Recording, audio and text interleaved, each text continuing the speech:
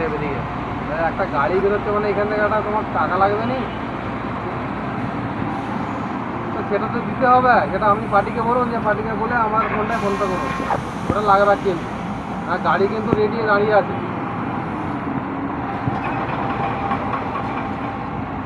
এরকম পার্টি তো আমাদের এই ওয়েস্ট বেঙ্গলে কোথাও নাই। তো সিকিউরিটি মানিটা দিতে হবে কি? আচ্ছা, গাড়িটাই যাবে।